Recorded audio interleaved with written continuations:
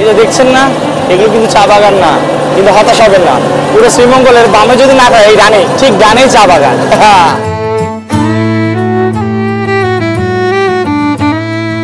আর আমরা কিন্তু অবশেষে শ্রীমঙ্গলের চা বাগানে চলে এসেছি। আর এখন আমরা অটোতে করে ঘুরছি রিসোর্টে যাওয়ার উদ্দেশ্যে।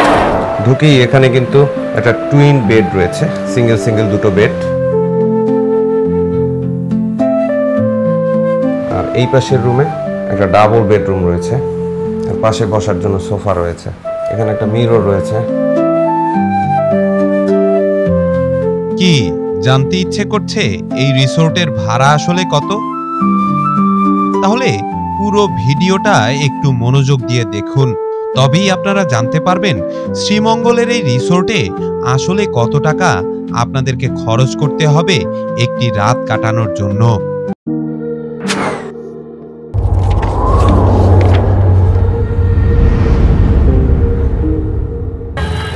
শুভ দুপুর বন্ধুরা, আমরা অবশেষে শ্রীমঙ্গল চলে এসেছি। আর এখান থেকে আমরা সবার প্রথমে যাব একটা রিসোর্টে। থেকে রাধানগর যাবা নাকি? হ্যাঁ যাবো। ভাড়া কত? 150 টাকা। আচ্ছা ঠিক আছে, চলো। অবশেষে আমরা যাত্রা শুরু করলাম।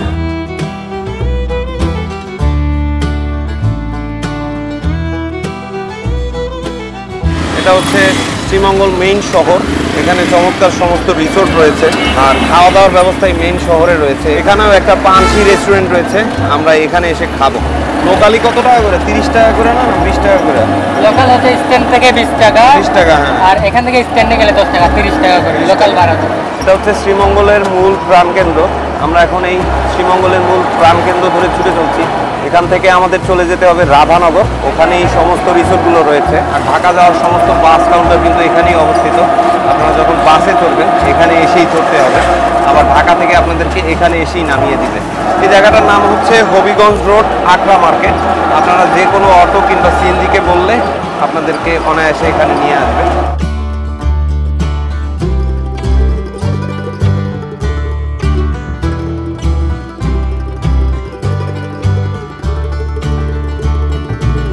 এটা হচ্ছে শ্রীমঙ্গল রেলওয়ে স্টেশন।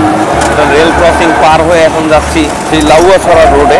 মূলত সমস্ত রিসোর্টগুলো ওইদিকে অবস্থিত, আর গ্র্যান্ড সুলতানও ওইদিকে অবস্থিত। আর গ্র্যান্ড সুলতানের হাতের ডান দিকে হচ্ছে রাধানগর, হচ্ছে নতুন পানসি, এখানে কাজ চলছে। অবশেষে আমরা কিন্তু শ্রীমঙ্গলের চা বাগানের রাস্তায় ঢুকে পড়েছি। এটাই হচ্ছে শ্রীমঙ্গলের সৌন্দর্য। আপনারা শ্রীমঙ্গলের যেখানেই থাকবেন আশেপাশে চা বাগান দেখতে পাবেন। এই চা বাগানের আকর্ষণেই হাজার হাজার পর্যটক এই শ্রীমঙ্গল ছুটে আসে। আর আমরা কিন্তু অবশেষে শ্রীমঙ্গলের চা বাগানে চলে এসেছি। আর এখন আমরা অটোতে করে ঘুরছি রিসোর্টে যাওয়ার উদ্দেশ্যে। এই যে দেখছেন না, এগুলো কিন্তু চা বাগান না, কিন্তু হতাশ হবেন না। পুরো শ্রীমঙ্গলের বামে যদি না থাকে, এই ডানে, ঠিক ডানেই চা বাগান।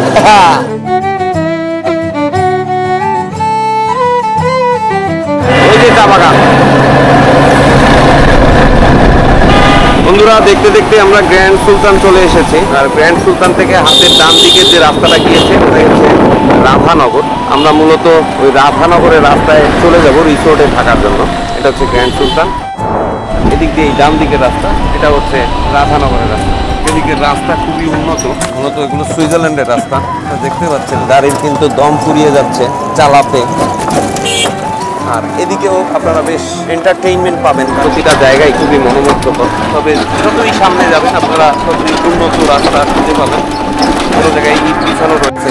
আসলে ট্রেডিশন মেনটেন করা হয়েছে, যে এটা যে একটা বাংলাদেশ গরিব দেশ, তার ট্রেডিশন কিন্তু রাস্তায় নামলেই আপনারা বুঝতে পারবেন। এটা হচ্ছে লিচিবাড়ি ইকো রিসোর্ট। আর যেমনটা দেখতে পাচ্ছেন এখানে একটা পাহাড় পুড়িয়ে দেওয়া হয়েছে, মূলত এখানে রিসোর্ট বানানো হবে এবং পরবর্তীতে চমৎকার করে গাছপালা লাগিয়ে এই জায়গাগুলো ডেকোরেশন করা হবে। আমরা বর্তমানে রাধানগরের রাস্তা ধরে ছুটে চলছি। আর এদিকে কিন্তু প্রচুর রিসোর্ট রয়েছে। চলতে চলতে আপনারা একটু পরপরই বিভিন্ন ইকো রিসোর্ট খুঁজে পাবেন, নানা নামের রয়েছে। তার মধ্যে আমরা আমাদের পছন্দের একটা রিসোর্টে আজকে থাকবো, ওয়ান্ডারফুল ইকো রিসোর্ট। আবার এখানে একটা বড় হোটেল রয়েছে, এটা হচ্ছে প্যারাগন হোটেল।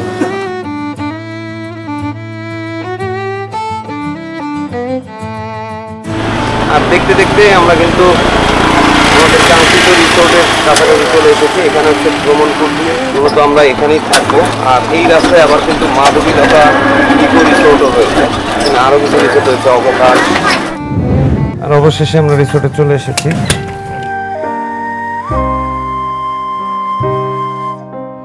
চলুন আস্তে আস্তে রুমগুলো ঘুরে দেখি।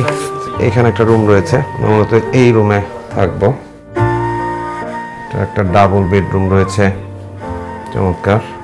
তার পাশাপাশি একটা সোফা রয়েছে এবং একটা সাইড টেবিল রয়েছে, চমৎকার করে ডেকোরেশন করা।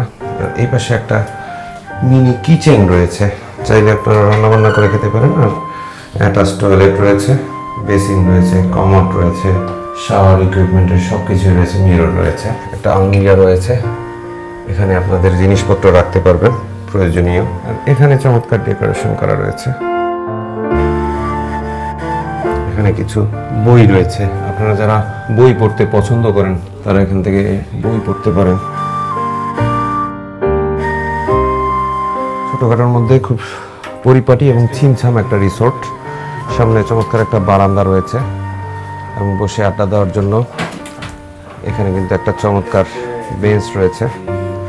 আর এখানে একটা গিটার রাখা রয়েছে, আপনারা যদি কেউ গিটার বাজাতে চান তাহলে কিন্তু বাজাতে পারবেন না, কারণ এটা একটা সিম্বলিক গিটার, এটা তারটার নাই আর কি।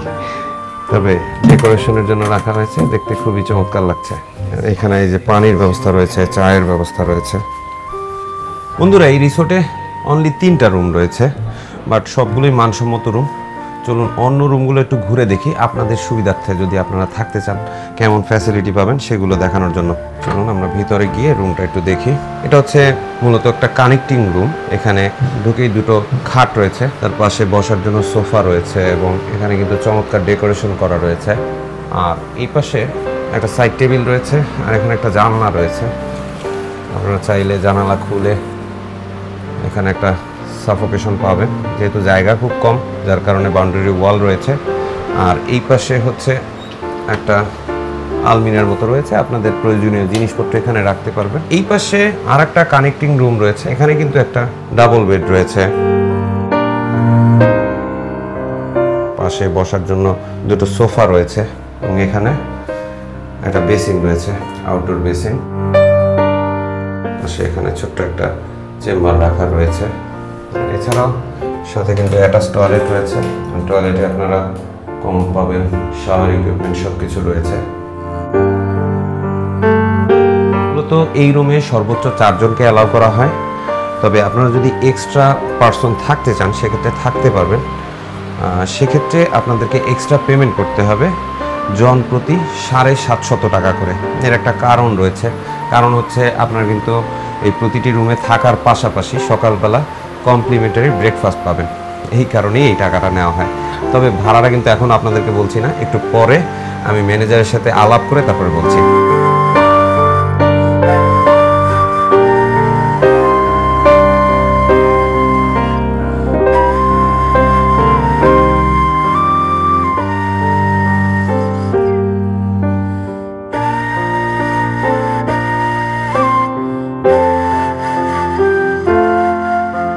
বন্ধুরা, আমরা যে রুমটাতে উঠেছি আর এখানে কিন্তু আরও একটা রয়েছে একই ক্যাটাগরির, এটাও ঠিক একই রকমের, শুধু আলাদা হচ্ছে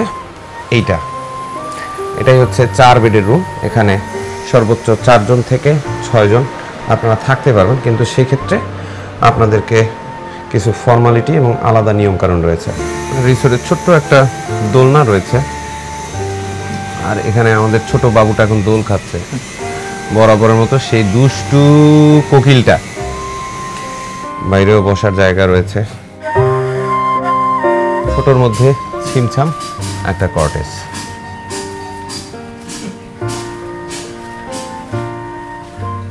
খুবই ছোট পরিসরে করা হয়েছে, তাই এটাকে আপনারা রিসোর্ট না বলে কটেজ বলতে পারেন।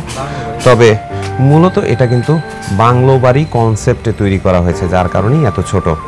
রিসোর্ট হিসাবে কিন্তু এটা তৈরি করা হয়নি। চলুন এবার রুমের ভাড়া নিয়ে আমরা এখানকার ম্যানেজার সাহেবের সাথে একটু আলাপ করি, আসলে কত টাকা আমাদেরকে গুনতে হবে, আর প্লাস আপনারাও যদি আসেন সেক্ষেত্রে আপনাদেরকে কত গুনতে হবে, সেটা একটু জেনে নিই। আচ্ছা ভাই, আপনাদের এখানে রুম আছে টোটাল কয়টা? 3টা রুম? জি। আচ্ছা, এখানে 3টা রুমের মধ্যে 2টা হচ্ছে নর্মাল কাপল রুম। কাপল এসি রুম। আচ্ছা, এসি রুম। আর একটা রুম? একটা family connecting room. Family connecting room. আচ্ছা, রুমগুলো তো আমরা দেখলাম। আচ্ছা, এখানে কোন রুমের কি রকমের ভাড়া? আমাদের এসি কাপল রুম প্রতি রাত 250 টাকা করে, non AC family connecting room এটা আপনার 3800 টাকা করে প্রতি রাত। তো আমরা ডিসাইড করেছি আমরা এখানে কাপল রুমটাতে থাকবো। আর এই ছিল মোটামুটি এই কটেজের সমাচার। ইনশাল্লাহ আগামী পর্বে এই শ্রীমঙ্গলের অন্য কোনো জায়গায় আবার দেখা হচ্ছে। সে পর্যন্ত বিদায়। আসসালামু আলাইকুম রহমতুল্লাহ।